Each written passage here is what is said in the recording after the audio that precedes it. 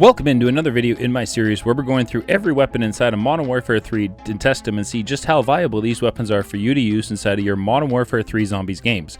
This is going to include the aftermarket parts, the aftermarket conversion kits, and the MW2 weapons. So if you like to see how weapons perform inside of Modern Warfare 3 Zombies, make sure you subscribe, turn on the bell notifications so you don't miss any future uploads from myself on Modern Warfare 3 Zombies. As well, down below in the description you will find the link for my stream, and my stream has been absent lately, but starting next month I will be getting those back up and we'll be doing regular streams. So I'd love to see you guys come and tune into the streams and join us over there. Tons of fun. I play custom zombies and other zombie related games over there.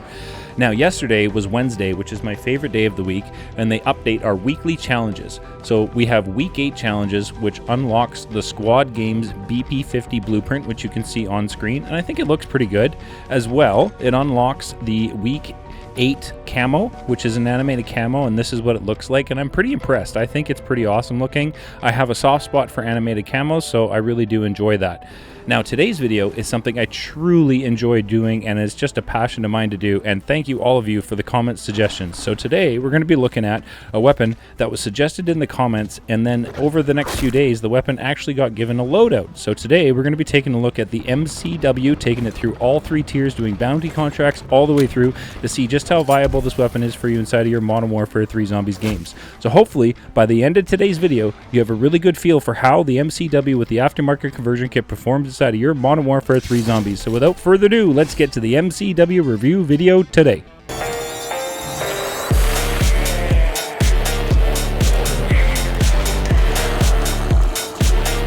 Alright, so welcome in. Here we are. We're going to be spawning in with our MCW with the aftermarket conversion kit and stick through to the video to the end for the weapon build, as it was very specific, mentioned in the comment section. So we have high expectations, I do, for your comment suggestion builds, as you guys have always been finding out some amazing hidden gems. So let's get to testing this MCW with the aftermarket conversion kit. So the first thing we do when we spawn in is we want to put on our perks and no additions to the weapon to make it any stronger. I do have one extra today, which is my ether blade. I brought those in, so that's about it. I do run Deadshot Daiquiri, which adds extra damage for critical hits. I am on PC, not controller, for those of you wondering why I don't have the ADS snap when I'm using Deadshot. That is why, just so you guys know. But you can see here when we picked up our first bounty of the day, which was a Mimic inside of Tier 1, and we're taking it on white rarity, no extra additions to the weapon at all. And I could already tell that this conversion kit and this build, I must say, first off, the build that was in the comment section for this MCW is an absolute laser beam. It shoots like dead straight. It's absolutely amazing. So props to you for that. But you can see here the critical damage by the MCW with this aftermarket conversion kit is definitely strong inside of Tier 1 on a bounty contract with 0 upgrades to the weapon at all.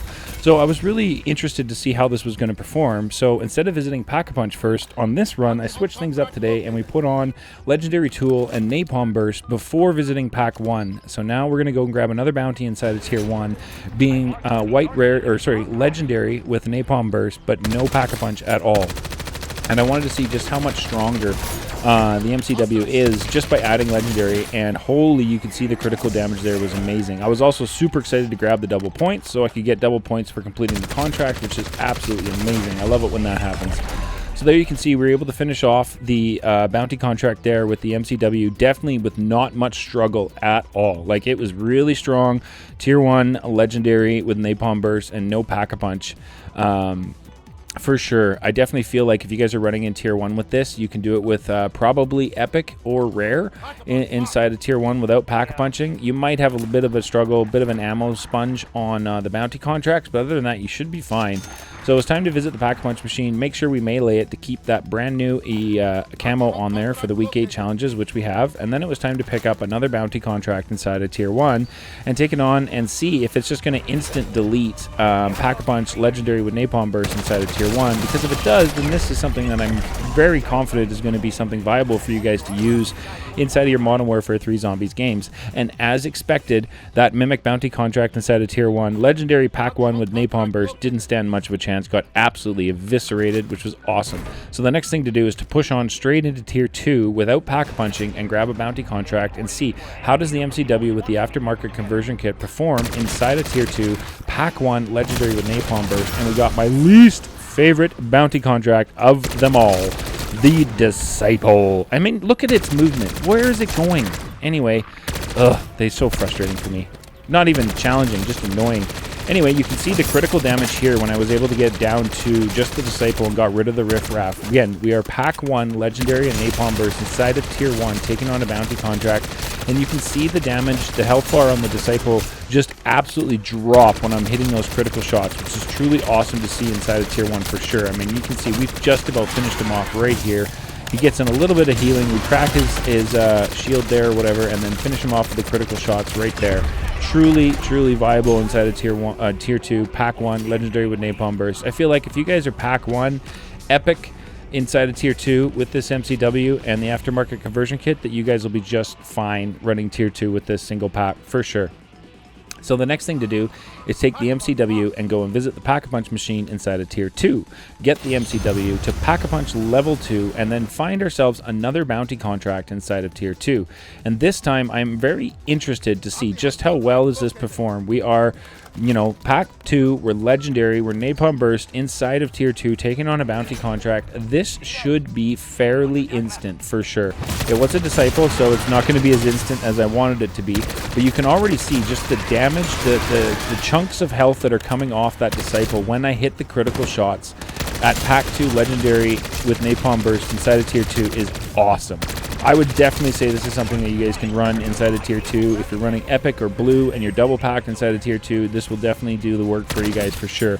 Again, on the Blue rarity inside of Pack 2, I'm not sure. Your bounty contracts might be a little bit of a bullet sponge, so heads up for that. But you can see here it handles the zombies inside of Tier 2 without an issue at all. Like, they just pretty much instant die. So the next thing to do was to get ready to go to Pack 3. So put on my PAP 3 crystal, which I bring in for my runs. And then it was time to visit the Wonder Fizz inside of Tier 3 and grab the rest of the perks that I needed for my run, as I always do when we head into Tier 3. So here we are at the Wonder Fizz, and we grabbed the last of our perks. I only needed 4 today, which wasn't too bad.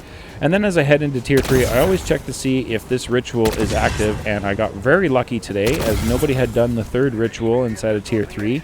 So I wanted to show you guys exactly how I go ahead and activate the ritual, and how I go ahead and complete the ritual, and the exact route I run. So I wanted to show you guys that today, the entire process. So I shoot those 3 ritual stones or whatever, and then I make my way over here. We look at the point of the triangle, which activates it, and then I stand at the very end of this platform here and just basically shoot everything that comes at me. The only difference today was I had a Mimic come down here, and he grabbed me and chucked me off the edge, which I did not appreciate very much. So not very nice on the Mimic's part for that. But then you can see here, we just continue to kill the zombies. The ones that are in the circle have the purple on them, just so you guys know. And you can see their souls when you kill them going into the orb that is in the middle of the triangle, just so you guys know if you're killing them in the right spots. You can see as the circle that used to show up does not seem to show up anymore. I'm not sure what they did to that, or if it's my effects that are bugged. There's no circle here, which is weird. There's usually a circle to show you where you need to be killing the zombies inside of.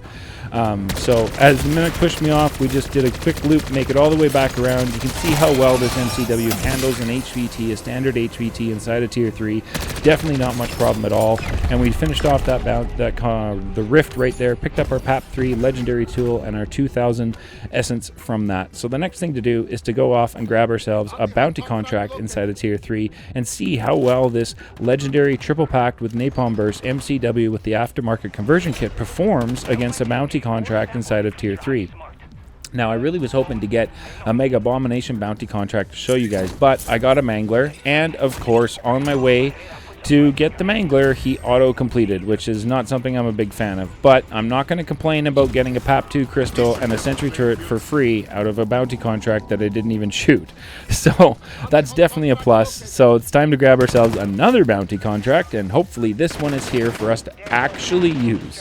So we got a Mega Abomination contract here, which is awesome, because that's what I was hoping to get, to show you guys just how strong and how the MCW with the Aftermarket Conversion Kit performs inside of Tier 3. You know, how does it handle crowd control? How does it handle when you've got a whole bunch of zombies, the big horde in Tier 3 coming at you? This is what I do when I get my bounty contract here by the gas station, is I will climb up on top of the gas station here and deal with all of the riffraff before I even engage my bounty contract. And as you can see here, the MCW with the aftermarket conversion kit is definitely strong and definitely something that can handle the crowd control inside of Tier 3. When you have, you know, the armored zombies coming at you and a whole bunch of zombies coming at you in a hurry, the MCW is definitely something that can dish out the damage about as fast as Tier 3 can throw the damage at you, which is definitely a win for me and something that makes me confident in suggesting this weapon, the MCW, with the aftermarket conversion kit for you guys to run inside of your Modern Warfare 3 Zombies games. Now, how does this weapon perform against the Mega Abomination bounty contract? Well, let's find out. So we got our Mega Abomination contract. He's standing over there. I'm doing it at range, and I'm not too concerned about doing it at range with this weapon, as it is an assault rifle. So assault rifles definitely have some range to them, and you can see the critical damage on his health bar when I'm hitting it on his laser attacks. That Mega Abomination is taking astronomical amounts of damage. It's just truly awesome. This is definitely something that's going to be viable for you all to be taking on bounty contracts inside of Tier 3, HVTs, crowd control, and pretty much anything that Tier 3 has to throw at you. The MCW with the aftermarket conversion kit is definitely something that's going to be able to handle the damage from you. And what's up with the loot today? Holy smokes. I got a Wonderwaff case out of that bounty, or out of the Mega Abomination, and then inside the bounty contract I got a jug suit and a sigil. Holy smokes. I was thoroughly impressed with the loot today. So then we had to go and visit George, the Guardian of the Arches, and I brought him over to our cheese spot here by the stairs, but George is not cooperating, and the zombies today were had it out for me. I tell you, this was definitely not something that worked out really well for me at all. I really do feel like George has been going to Mega Abomination School and learning all about the cheese spots that I post. You know, maybe he's one of the new subscribers to the channel, and I can't thank you all enough for the support. We have crushed 2,200 subscribers just this morning, so unbelievable. Thank you so very much for the support. It's insane. But you can see here the critical hit damage with the MCW on a Mega Abomination bounty contract is astronomical. You can see his health bar dropping away like that. George got absolutely wrecked right there by the MCW for sure. And again, another amazing loot. We got the 1,500 cash out of George. Almost died trying to grab my loot right there. Holy smokes. It was absolutely insane. And then I went over and checked my loot, and we got a PAP2 crystal out of George. He was feeling very generous today. Maybe he did that as, let me know. Thank you for, you know, showing me the cheese spots, and now I'll give you a PAP2 crystal in return, and hopefully we can have a better fight next time. So as you can see here, we were inside the last 15 minutes of the match. It was time to get out of here and hopefully help out another player at Exfil, and I got lucky today. There was another player here today at Exfil, and so I was super excited to be able to drop him 2 PAP2 crystals and a Juggernaut suit for him to pick up. And I wasn't sure if he was going to come and get it or not. He was running the Jack Wardens, and he definitely needed the 2 PAP crystals, which was awesome to see. So it feels good right now to be able to help out another player at the end of my match and pass off things that I don't need that can possibly help them in their next run. And I feel like as a community with no player versus player in MW3 Zombies, this is what we should all be doing at the end of our matches. If we can possibly drop stuff off and give them to other players, we definitely should. As if our stash is full and you have all of your good stuff, let's help out the other players. So we made it out of the match, got out, kept our containment level, and kept the amazing loot that we got from today's match. Now, like I do in all of my videos, at the end of today's video, you will find the comments sections build that I used in today's run for the MCW. This is the Jack Raven aftermarket conversion kit, and this is what it does to the weapon. So if you have any changes to the build, let me know down in the comments below, and thank you all so much for tuning in. We'll catch you guys in the next one.